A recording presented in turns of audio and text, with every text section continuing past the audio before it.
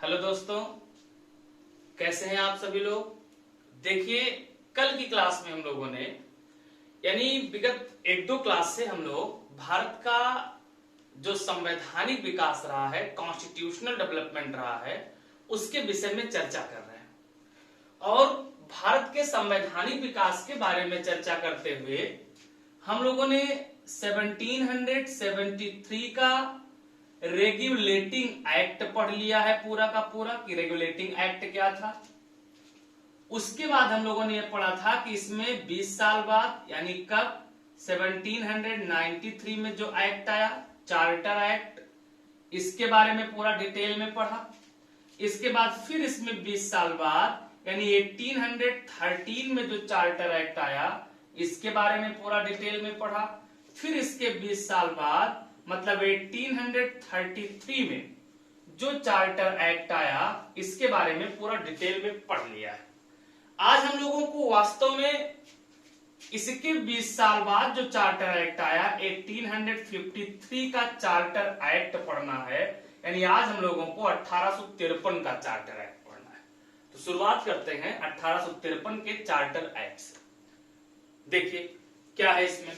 1853 का charter act है, ये वास्तव में हमारे संविधान के लिए या हमारे संवैधानिक विकास के लिए एक बहुत ही महत्वपूर्ण दस्तावेज भी है, बहुत ही महत्वपूर्ण है। देखो, जैसे कि हम लोगों ने ये पढ़ा था कि जो पिट्स इंडिया एक्ट है, जब हम लोगों ने पिट्स इंडिया एक्ट के बारे में पढ़ा था तो इसके बारे में हम लोगों ने पढ़ा था कि बेसिक रूप से जो ईस्ट इंडिया कंपनी के कार्य थे, इसको दो भागों में डिवाइड कर दिया गया था। एक तरफ हम लोगों ने पढ़ लिया था व्यापारिक एकाधिकार यानी व्यापार के कार्य देखना, और दूसरी ओर हम लोगों ने पढ़ा था राजनैतिक कार्यों को देखना। ये हम लोगों ने पढ़ा था। जो व्यापारिक कार्य था इसके बारे में हम लोगों ने डिस्कस किया था कि व्यापारिक कार्य को चलाने के लिए जो संस्था कार्य करती थी, जिसको अधिकार दिया गया था, उसको कहते थे कोर्ट ऑफ डायरेक्टर। हिंदी में बोलते थे निदेशक मंडल। यानी निदेशक मंडल को यह काम दिया गया था कि वो व्यापार के लिए कार्य करेगी। और जो राजनैतिक मामले हैं, इस राजनैतिक मामले की निगरानी करने का अधिकार दिया गया था बोर्ड ऑफ कंट्रोल को। और बोर्ड ऑफ कंट्रोल का मतलब हो गया नियंत्रक मंडल को यह जिम्मेदारी दी गई थी। किसको जिम्मेदारी दी गई थी? तो ये जिम्मेदारी दी गई थी नियंत्रक मंडल को। नियंत्रक मंडल का मतलब हो गया बोर्ड ऑफ कंट्रोल को यह जिम्मेदारी है, यानी नियंत्रक मंडल को यह जिम्मेदारी दी गई थी। अब जो 1853 का चार्टर एक्ट है, इस 1853 के चार्टर एक्ट से यहां एक और परिवर्तन किया गया। जो ये राजनैतिक मामले हैं, इसको दो भागों में बांट दिया गया। एक तरफ कर दिया गया विधायी कार्य और दूसरी ओर कर दिया गया प्रशासनिक कार्य। मतलब विधायी कार्य का मतलब हो गया कानून बनाने का कार्य, जो कानून बनाने की शक्ति है। तो जो कानून बनाने का कार्य है इसको अलग कर दिया गया, और जो प्रशासन चलाने का कार्य है, इन दोनों को सेपरेट कर दिया गया। तो जो कानून बनाने की जिम्मेदारी है, जो प्रशासन चलाने की जिम्मेदारी, दोनों अलग अलग हो गए। तो यहां कानून बनाने की जिम्मेदारी के लिए ऑल इंडिया लेजिस्लेटिव काउंसिल बनाया गया। क्या बनाया गया? ऑल इंडिया लेजिस्लेटिव काउंसिल की स्थापना की गई। अखिल भारतीय विधान परिषद की स्थापना की गई। किसकी स्थापना की गई? अखिल भारतीय विधान परिषद की स्थापना कर दी गई।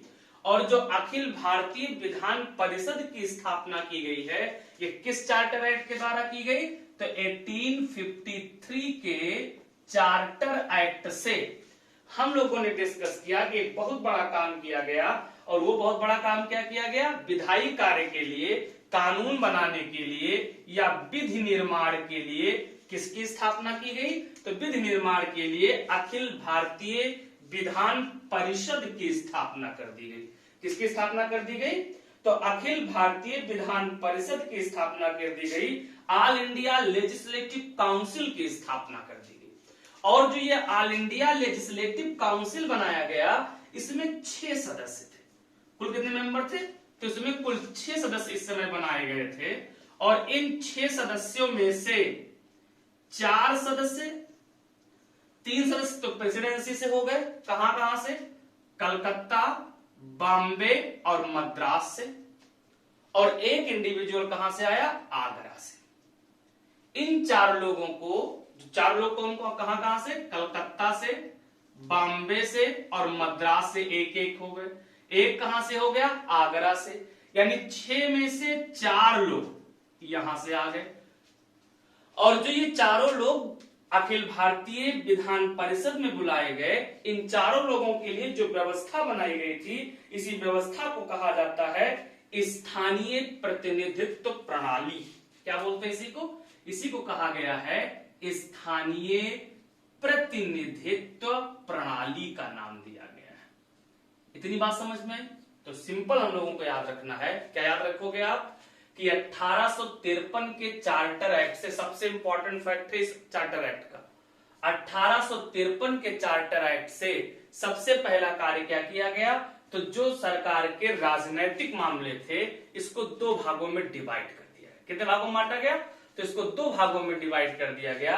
एक तरफ विधि निर्माण का कार्य, दूसरा वर्ग प्रशासन का कार्य।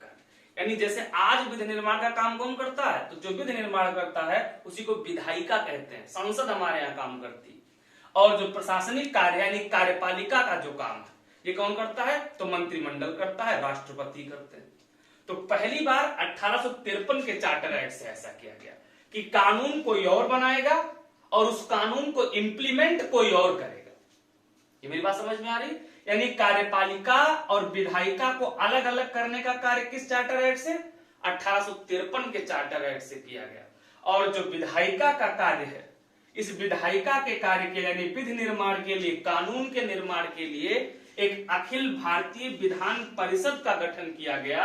और जो अखिल भारतीय विधान परिषद बनाया गया, इसमें कुल कितने लोग रखे गए? कुल 6 मेंबर थे उस समय। और इन 6 मेंबर में से 4 लोग कहां से आए? कलकत्ता, बंबई, मद्रास और आगरा से आए। और यहाँ कौन सी प्रणाली अपनाई गई? तो स्थानीय प्रतिनिधित्व की प्रणाली अपनाई गई। इतनी बात एकदम क्लियर समझ में आया? तो हमारे यहाँ विधान परिषद की स्थापना सबसे पहले किस चार्टर एक्ट से की गई? तो सबसे पहले 1853 के चार्टर एक्ट से की गई। क्लियर है एकदम? अब आगे बढ़ते हैं। ये पढ़ा था कि 1833 के चार्टर एक्ट, देखो एकदम क्लियर करके आप लोग याद रखिएगा इसको।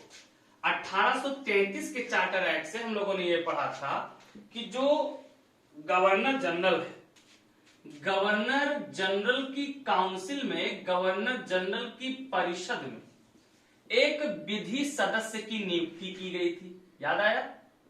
लेकिन जो यहां विधि सदस्य नियुक्त किया गया था, 1833 के चार्टर एक्ट की बात कर रहे हैं, तो 1833 के चार्टर एक्ट से विधि सदस्य की नियुक्ति की गई थी। लेकिन ये विधि सदस्य को, इस विधि सदस्य को मतदान का अधिकार नहीं दिया गया था, वोटिंग राइट का अधिकार इनको नहीं मिला था। यहां याद रखिएगा 1853 के चार्टर एक्ट से, किससे? तो 1853 के चार्टर एक्ट से ये प्रोविजन कर दिया गया कि गवर्नर जनरल की परिषद में जो विधि सदस्य होगा, ये विधि सदस्य क्या होगा? तो अब ये परिषद का पूर्ण सदस्य हो जाएगा। मतलब ये हो गया कि गवर्नर जनरल की परिषद में शामिल होने वाले विधि सदस्य को, किसको? तो विधि सदस्य को परिषद का पूर्ण सदस्य बना दिया गया। मतलब अब इन्हें भी मतदान का अधिकार प्रदान कर दिया गया, यानी अब इनके पास मतदान का अधिकार हो गया। इतनी बात समझ में? इसके बाद एक बहुत इंपॉर्टेंट फैक्ट 1853 के चार्टर एक्ट को लेकर के है। इसमें क्या है? इसमें यह व्यवस्था कर दी गई थी कि जो बोर्ड ऑफ कंट्रोल है, ध्यान दीजिएगा, जो बोर्ड ऑफ कंट्रोल है, हम लोगों ने पढ़ा था कि बोर्ड ऑफ कंट्रोल के पास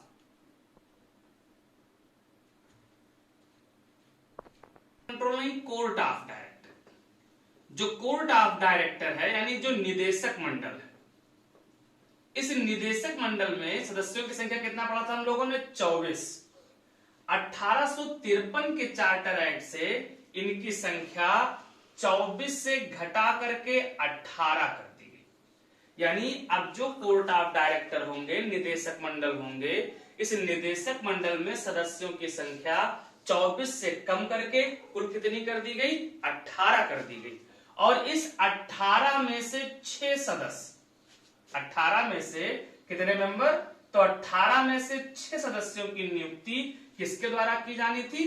क्राउन के द्वारा की जानी थी। यानी ब्रिटिश क्राउन 18 में से 6 सदस्यों की नियुक्ति करेगा।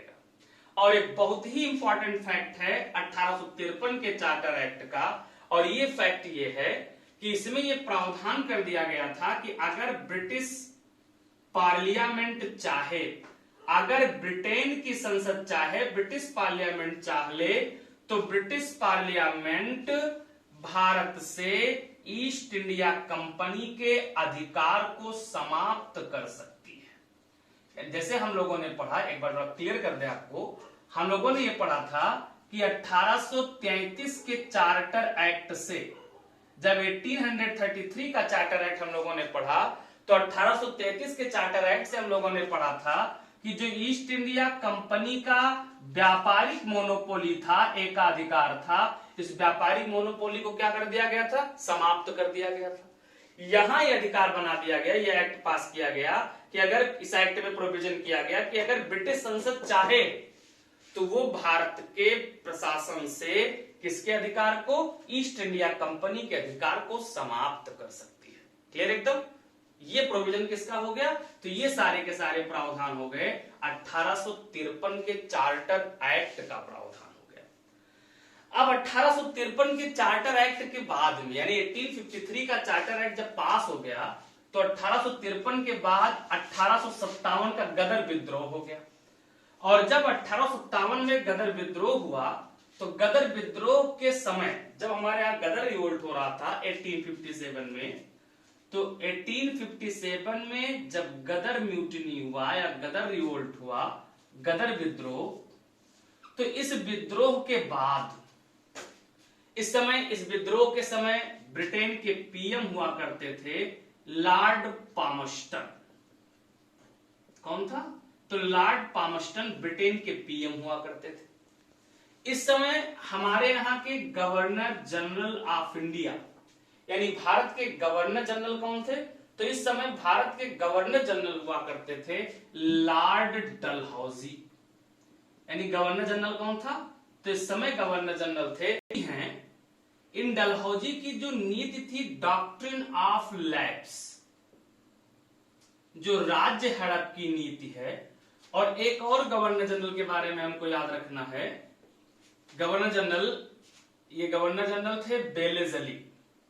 देखो डलहौजी को अगर देखें तो 1848 में आता है, 1856 में चले जाते हैं। और अगर बेलेजली के बारे में बात करें तो ये 1798 में आते हैं और 1805 में जाते हैं। बेलेजली के द्वारा शुरू किया गया था सब्सिडियरी अलायंस, जिसको हम लोग कहते हैं सहायक संधि। तो जो बेलेजली की सहायक संधि है, जो डलहौजी की राज्य हड़प की नीति है, इन सारी नीतियों ने जो हमारे भारत के देसी राजा थे, हमारे यहां के देसी राजाओं को अंग्रेजों के विरुद्ध विद्रोह करने के लिए उकसाया। हालांकि ये विद्रोह जो शुरुआत हुआ, ये एक सैनिक विद्रोह के रूप में शुरू हुआ। बाद में इसमें रजवाड़ों ने भाग लिया। खास करके इसके पीछे पूरा कारण क्या था, क्यों ये शुरू हुआ, जब हम लोग मॉडर्न पढ़ेंगे, गदर विद्रोह पढ़ेंगे, वहां हम आपको डिटेल में बताएंगे। फिलहाल अभी हमको इतना याद रखना है कि डलहौजी के इस नीति ने गदर विद्रोह में तात्कालिक कारण की तरह काम किया। और बाद में हम लोग देखते हैं कि मंगल पांडे के द्वारा इसकी शुरुआत कर दी जाती, किसकी? गदर विद्रोह के लिए सबसे पहले गोली चलाई जाती है। ये बात समझ में आए? और मंगल पांडे को जो मुकदमा चला, मुकदमे में ट्रायल अच्छे से नहीं लिया गया, और बाद में मेरठ से हमारे यहाँ आंदोलन शुरू होता है, और उसी को आगे चल के नाम क्या देते हैं? गदर विद्रोह। ये पूरा डिटेल में पढ़ेंगे हम लोग। फिलहाल अभी हमको यहाँ याद रखना है कि जो ब्रिटिश पीएम लॉर्ड पामस्टन है, जब गदर विद्रोह समाप्त हो जाता है, तो गदर विद्रोह के समाप्त हो जाने के बाद में लॉर्ड पामस्टन के जगह पे ब्रिटेन के पीएम बन जाते हैं डर्बी, और इन्हीं के द्वारा, डर्बी साहब के द्वारा क्या किया गया, एक एक्ट पास किया जाता है, और जो एक्ट पास कराया जाता है इस पर महारानी विक्टोरिया का साइन हो जाने के बाद ये एक्ट इंडिया आया, और इसी एक्ट को हम लोग कहते हैं 1858 का भारत शासन अधिनियम। क्या नाम देते हैं, government of India act 1858, Bharat शासन अधिनियम 1858 नाम दिया गया।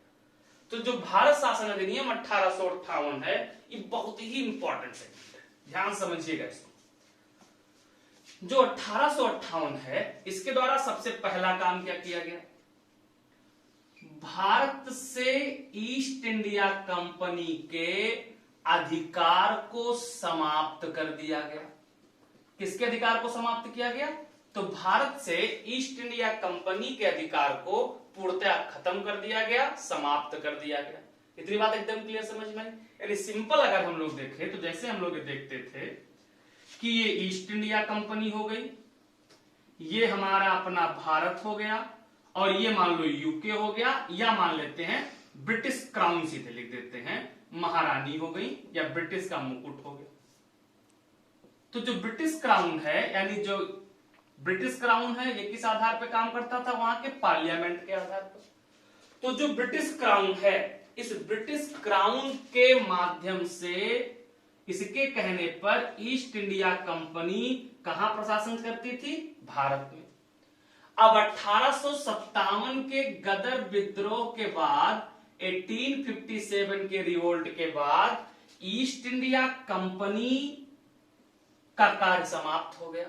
यानी सीधे और सीधे जो हमारा भारत है, जब ईस्ट इंडिया कंपनी अब हट जाएगी तो सीधे हमारा भारत किसके अधीन आ जाएगा, सीधे हमारा भारत ब्रिटिश क्राउन के अधीन आ जाएगा। तो दूसरा कार्य क्या हो गया, दूसरा कार्य ये हो गया, पहला क्या हुआ, ईस्ट इंडिया कंपनी के अधिकार को समाप्त कर दिया गया। दूसरा क्या हो जाएगा, भारत को, इंडिया को किसके अधीन कर दिया गया, तो इंडिया को ब्रिटिश क्राउन के अधीन कर दिया गया। यानी हम किसके नियंत्रण में, डायरेक्ट किसके नियंत्रण में आ गए, तो हम सीधे ब्रिटिश क्राउन के अधीन आ गए, ब्रिटिश क्राउन के नियंत्रण में आ गए। ये आपको सीधे दिख रहा होगा। अब याद करो, जब ईस्ट इंडिया कंपनी थी, जो प्रशासन चला रही थी, तो हमारे यहां इसके प्रमुख को, जो हमारे यहां प्रशासन को चलाता था, इसके प्रमुख को हम लोग बोलते थे governor general of India. Bharat का गवर्नर जनरल कहते थे। अब जब भारत का गवर्नर जनरल कब कहते थे, जब ईस्ट इंडिया कंपनी के प्रमुख थे, तो अब इन्हीं गवर्नर जनरल का नाम क्या रख दिया गया, तो इन्हीं गवर्नर जनरल को कहा जाने लगा वायसराय। यानी अगला काम क्या हुआ 1858 के एक्ट से, तो 1858 के 1858 के गवर्नमेंट ऑफ इंडिया एक्ट से तीसरा काम ये हुआ कि now governor general of India became viceroy of India. Bharat के जो गवर्नर जनरल थे वो क्या बना दिए गए, वायसराय बना दिए गए। इनको वायसराय कहा जाने लगा। अभी हम लोगों ने पढ़ा है कि जो कैनिंग साहब हैं, लॉर्ड कैनिंग, ये 1856 में आते हैं, 1862 में भारत से जाते हैं। और ये परिवर्तन कब से हो रहा है, तो हम लोग ये पढ़ रहे हैं कि ये चेंजिंग हो रही है 1858 से। यानी गदर के विद्रोह के समय भारत के वायसराय या गवर्नर जनरल कौन थे, तो गवर्नर जनरल थे कैनिंग। तो 1856 से 1862 तक ये रहे। परिवर्तन कब से हो रहा है, 1858 से। इसीलिए भारत का पहला वायसराय कौन बनेगा, तो भारत का पहला वायसराय बनाए गए लॉर्ड कैनिंग। कौन बनाया गया, तो लॉर्ड कैनिंग को भारत का पहला वायसराय बनाया गया, फर्स्ट वायसराय